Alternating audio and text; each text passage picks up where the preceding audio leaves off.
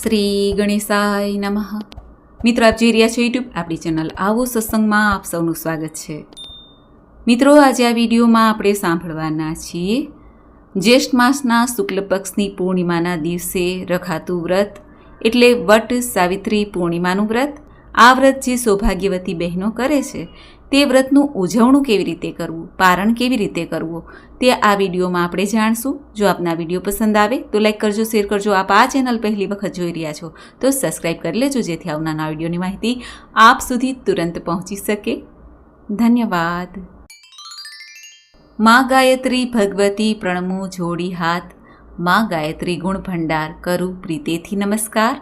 મનોહર મૂર્તિ પંચ આનંદ, રક્ત વસ્ત્રને હંસવાહન, શંખ ચક્ર દંડને પાસ, વરદ મુદ્રાને શુભ્ર કપાલ, ગદા ફરસી દ્વિપદ્મ હાથ, કમલાસન તારું છે માત.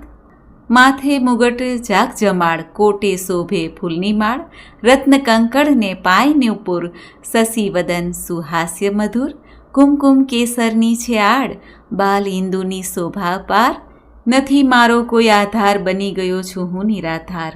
દિનજનોનું શરણું તું, મીઠું અમૃત ઝરણું તું. માં મને તારો વિશ્વાસ, અંતે આવ્યો તારી પાસ. શરણે લેજે મુજને માત, હાથ જાલીને કરજે સનાત. હૃદય કમળમાં કરજે વાસ, પૂરી કરજે સહુની આસ. બોલો માં સાવિત્રી દેવીની જય. મિત્રો, પોતાના પતિના દીર્ઘ આયુષ્ય માટે, કુટુંબના કલ્યાણ અર્થે, બાળ ગોપાળની રક્ષા માટે, સુખ શાંતિ માટે સૌભાગ્યવતી બહેનો ખાસ કરીને જ્યેષ્ઠ માસની પૂર્ણિમાએ વ્રત કરે છે, જેને અખંડ સૌભાગ્ય વ્રત વટ સાવિત્રી વ્રત તરીકે ઉજવાય છે. પૂર્ણિમાના રોજ પૂજા કરીને વટ સાવિત્રીની કથા સંભળાય છે. પૂર્ણિમાના દિવસે માતા સાવિત્રી દેવીની મંત્રની માળા કરાય છે. ઓમ શ્રીમ રીમ ક્લીમ સાવિત્રીએ સ્વાહા, જેથી આદ્યશક્તિ જગદંબા સાવિત્રી દેવી વ્રતનું ફળ અવશ્ય આપે છે. પૂર્ણિમાએ વટવૃક્ષે જઈને બ્રાહ્મણ પાસે અથવા તો બહેનો સ્વયં હળી મળીને પૂજા કરે છે અને આ વ્રત 14 વર્ષનું મનાય છે. અર્ચન પૂજન દરમિયાન 14 ફળ તથા 14 નૈવેદ્ય અર્પણ કરી શકાય છે. સ્થાપન કળશમાં સાવિત્રી દેવીનું આહ્વાન કરી પૂજન કરવું. વ્રત દરમિયાન ધ્યાન, મંત્ર, સ્તુતિનું આગવું મહત્વ છે. આદ્યશક્તિ બ્રાહ્મી, વૈષ્ણવી, સંભવી, વેદમાતા, દેવમાતા, વિશ્વમાતા, ઋતંભરા, મંદાકિની, અજયા, રિદ્ધિ, સિદ્ધિ આ 12 શક્તિઓ વૈદિક કહેવાય છે. સાવિત્રી, સરસ્વતી, લક્ષ્મી, દુર્ગા, કુંડલિની, પ્રાણાગ્નિ, ભવાની, ભુવનેશ્વરી, અન્નપૂર્ણા, મહામાયા, યશસ્વીની, દુર્ગા, ભવાની, ત્રિપુરા આ 12 શક્તિઓ તાંત્રિક કહેવાય છે. આ પ્રમાણે ગાયત્રી માતાજી 24 શક્તિઓ ધારાઓ છે. આ શક્તિ ધારામાં સાવિત્રી દેવીનું અનેરું અનોખું આગવું સ્થાન છે. સૌપ્રથમ જાણી લઈએ કે વટ સાવિત્રી વ્રતમાં સાવિત્રી દેવી એટલે કયા માતાજીની પૂજા થાય છે. આદ્ય શક્તિની 2 ધારાઓ છે, આત્મિક અને ભૌતિક. આત્મિકને ગાયત્રી અને ભૌતિકને સાવિત્રી કહેવાય છે. ગાયત્રી એકમુખી છે, જ્યારે સાવિત્રી પંચમુખી કહેવાય છે. આ પંચભૌતિક શરીર 5 તત્વોનું બનેલું છે. એની ઇન્દ્રિયોનો અનુભવ 5 તન્માત્રાની મદદથી એટલે કે શબ્દ, સ્પર્શ, રૂપ, રસ, ગંધના રૂપમાં થાય છે. ચેતનાનું સ્પંદન 5 પ્રમાણ મળીને જ જીવન સત્તાને ચલાવે છે. આ તત્વોની અધિષ્ઠાત્રી દેવી છે માં સાવિત્રી. 5 જ્ઞાનેન્દ્રિય, 5 કર્મેન્દ્રિય આ જીવનચર્યાનું સંચાલન સાવિત્રી દેવી જ કરે છે. અતિ દુર્લભ મનુષ્ય દેહનું આખું માળખું 5 કોષોથી બનેલું છે. આ પંચભૌતિક દેહની અંદર રહેલા 5 દેવતાઓ કહેવાય છે. જ્યારે આ દેવતાઓ જાગૃત છે ત્યારે 5 દેવતા મનુષ્યને જુદી જુદી રીતે મદદ કરે છે, જેનાથી શરીર નિર્વાહ ચાલે છે. દક્ષિણ માર્ગી સાધનામાં ગાયત્રી દેવી અને વામ માર્ગી સાધનામાં માં સાવિત્રી મુખ્ય માનવામાં આવે છે. ગાયત્રી દેવી અસંખ્ય દિવ્ય ધારાઓમાં સૌથી નજીકના અને વધુ સમર્થ સાવિત્રી છે. બંને એટલી બધી સઘન છે કે બંનેને ખાસ કરીને એક જ માનવામાં આવે છે. ચાહે ગાયત્રી કહો કે સાવિત્રી કહો, આ પૂર્ણિમાના દિવસે બહેનો વડલાના વૃક્ષની પૂજા કરે છે, જેમાં ત્રિદેવ સમાહિત છે. શાસ્ત્રમાં કહેવાયું છે, વટમૂલે સ્થિતે બ્રહ્મા, વટ મધ્યે જનાર્દન, વટ અગ્રે તુ શિવો દેવ, સાવિત્રી વટ સંશ્રિતા. અર્થાત વટવૃક્ષના મૂળમાં બ્રહ્માજી, મધ્યમાં ભગવાન વિષ્ણુ અને અગ્રભાગમાં શિવજી બિરાજમાન છે. અને દેવી સાવિત્રી પણ સમગ્ર વટવૃક્ષમાં સ્થિર થાય છે.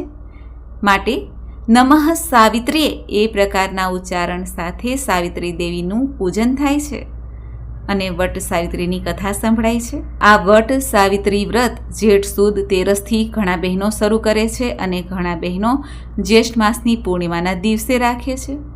3 દિવસનું પણ થાય છે, 1 દિવસનું પણ થાય છે, જે અખંડ સૌભાગ્ય આપનારું છે, ખાસ કરીને સૌભાગ્યવતી બહેનો માટે. આપણે જાણી લઈએ કે વટ સાવિત્રી વ્રતનું ઉજવણું કેવી રીતે કરવું, પારણ કેવી રીતે કરવું. આ વટ સાવિત્રી વ્રતમાં ઘરમાં સ્વસ્થ જગ્યાએ પાટલા પર સવા શેર ચોખાનો ઢગલો કરીને તાંબાનો કળશ સ્થાપિત કરવું, સાવિત્રી દેવીનો ફોટો મૂકીને પૂજન કરવું. કળશ અને ફોટાની સ્થાપના કર્યા પછી સાવિત્રી દેવીને કંકુનો ચાંદલો કરવો, અબીલ ગુલાલ આદિથી માતાની સેવા કરવી, પૂજા કરવી.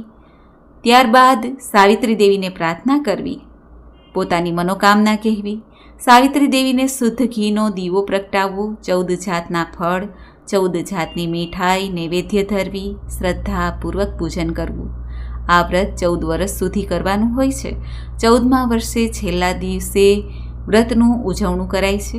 પૂનમના દિવસે સવારે વહેલા ઉઠીને સ્વચ્છ વસ્ત્ર ધારણ કરવા, તાંબાના લોટામાં જળ ભરીને સૂતરની આટી લઈને વડનું વૃક્ષ પાસે જઈને અબીલ ગુલાલ અક્ષતથી પૂજન કરીને દીવો પ્રગટાવવો, ધૂપબત્તી કરવી, ઘડાથી વૃક્ષને જલ અર્પિત કરવું. ત્યારબાદ પ્રદક્ષિણા કરવી સૂતરના દોરાથી અને મનોમન સાવિત્રી દેવીને પોતાનું સૌભાગ્ય અખંડ રહે એવી પ્રાર્થના કરવી.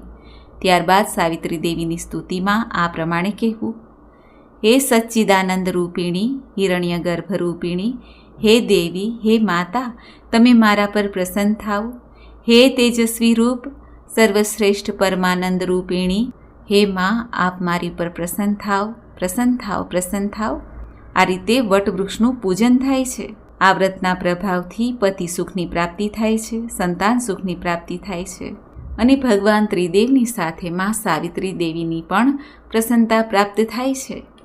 આ વ્રત 14 વર્ષનું હોય છે. 14મા વર્ષે જ્યારે પૂર્ણિમા આવે ત્યારે વડલાનું આ રીતે પૂજન કરીને ઉજવણું કરવાનું હોય છે.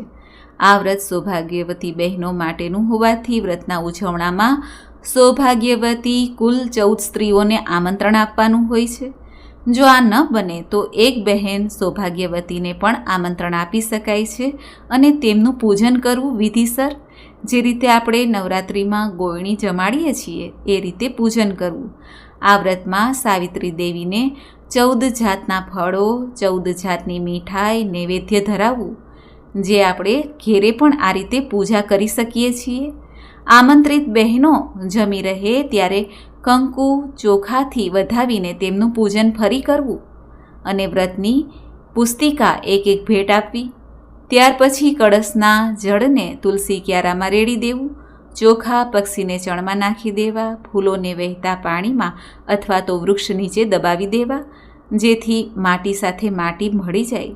અને જે સાવિત્રી માતાજીનો ફોટો કે ચિત્ર જે આપણે રાખ્યા હોય, મૂર્તિ રાખેલી હોય, તે આપણા પૂજા મંદિરમાં પણ રાખી શકીએ છીએ. બની શકે તો રાત્રે જાગરણ કરવું, સાવિત્રી દેવીનું ધ્યાન ધરવું, દેવીઓના રાસ ગરબા કે અખંડ જાપ કરવો. આ રીતે ઉજવણું કરવાથી કુટુંબમાં સુખાકારી રહે છે. માતા સાવિત્રી દેવીની કૃપાથી ધન ધાન્યથી કુટુંબ ભરપૂર રહે છે, અખંડ સૌભાગ્યની પ્રાપ્તિ થાય છે. ઉજવણું કરીએ ત્યારે પણ વ્રત કથા અવશ્ય સાંભળવી જોઈએ. આ રીતે આ વ્રતનું ઉજવણું થાય છે. મિત્રો, મને આશા છે કે આપને આ વિડીયો જરૂર પસંદ આવ્યો હશે. માતા સાવિત્રી દેવીને આપણે સૌ પ્રાર્થના કરીએ: હે માં, જયતી જય ગાયત્રી માતા, જયતી જય સાવિત્રી માતા, આદિશક્તિ તુમ અલખ નિરંજન જગ પાલન કરતા, दुख शोक भय क्लेश कलह दारिद्र दैत्य हरता ब्रह्मरूपिणी भय प्रणीत पालनी जगत धातृ अंबे भव भयहारी जनहितकारी सुखदा जगदंबे भयहारिणी भवतारिणी अनघे हे आनंद राशि अविकारी अधिहारी अविचलित अमले अविनाशी कामधेनु सतचित आनंदा जग गंगा गीता सविता की शाश्वती शक्ति तुम सावित्री सीता ऋग यजुर शाम अथर्व प्रणयिनी प्रणव महामहिमे कुंडलिनी सहस्रार सुषुम्ना शोभा गुणगरी में स्वाहा स्वधा सची ब्रह्माणी राधा रुद्राणी जय सतरूपा वाणी विद्या कमला कल्याणी जयती जयती गायत्री माता जयती जय सावित्री माता। हे माँ अमारी सेवानो स्वीकार करजे, भूलचूक क्षमा करजो। बोलो माँ सावित्री देवीनी जय, यमराजनी जय, त्रिदेव देवतानी जय। મિત્રો મને સાંભળવા માટે ધન્યવાદ। આપ સૌને મારા જય શ્રી કૃષ્ણ।